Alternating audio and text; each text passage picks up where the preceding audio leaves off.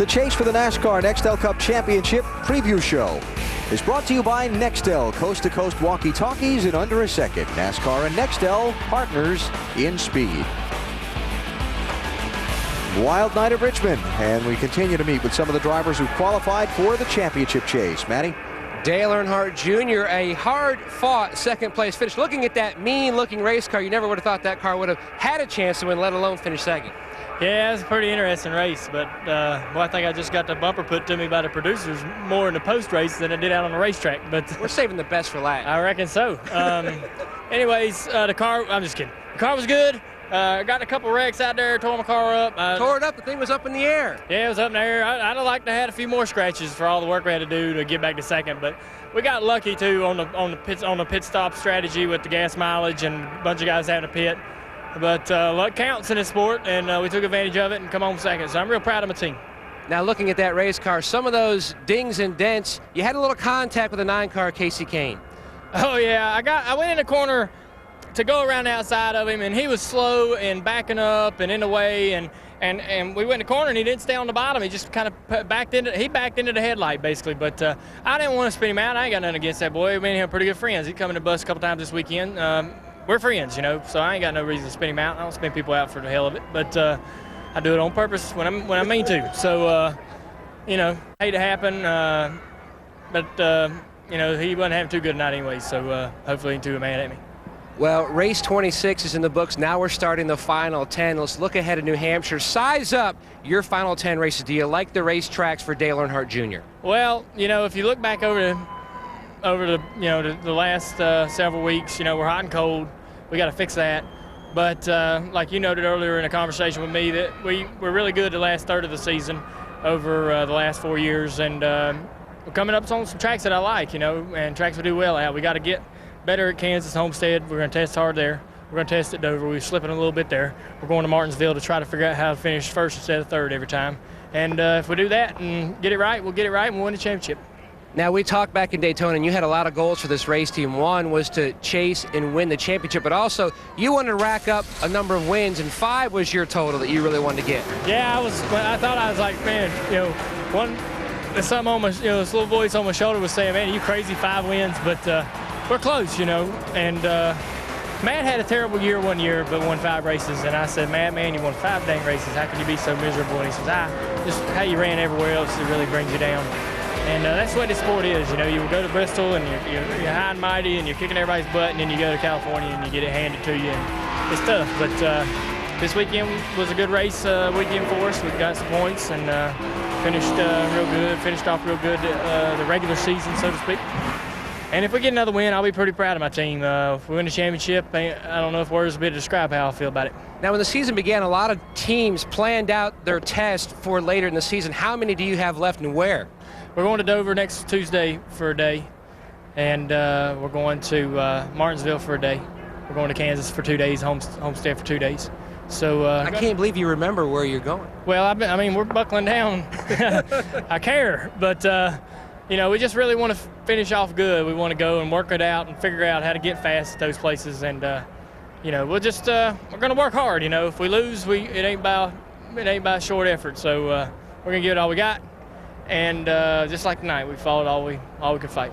If you break his season down into thirds over the past 2 years, his best part, the final third, his average finish, 11th. Marty? Matt, in what they're calling the bullpen, where the rest of the drivers are, with Kurt Busch, who finishes 15th tonight, solidly 7th in the chase for the championship. Let's talk about your night. You arguably had the fastest car tonight, Kurt, and then ran out of fuel. Talk to me about that. Just a great day for our car. The Irwin Industrial Tools team did well. We've run well at these style of tracks, and it's like going and swinging at the bottom of the ninth and getting an 0-2 count and then striking out looking. We just didn't put it together. I miscommunicated what Jimmy Fenning told me. He said we'd be 18 laps shy if we pitted, and I may have made up the if we pitted part. So it was something where we just weren't on the same page, and we stayed out. And who would have thought it would have went green for the rest of the way? But just an awesome race car. We had that same style of car here in the spring at Richmond. We took it to Loudon. We've won there. But it's just a whole new program now. It might have been a 2-horse race or a 4-horse race, and now we've got a whole new fresh outlook on what we've got to do to try to run for this championship. and we're testing a bunch. And just a night like tonight, it's okay to have.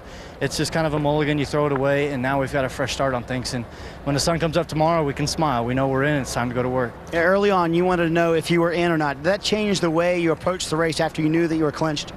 It was good just to have a few cars out and know that the worst we could finish was 40th. We led a lap, so that had given us an extra spot or so. But then I saw the 48 wrinkled up, and I thought that'd invite more guys in. And that's something you want. You want competition to be in, but I think you only want to select few. And the 10 that we've got are phenomenal racers. There's no way that you could have picked a better 10. All of us have been running strong, whether it's short tracks, big tracks, the restrictor plate race we're going to have at Talladega. Who knows who's going to be the guy to beat? And now we've got a fresh slate.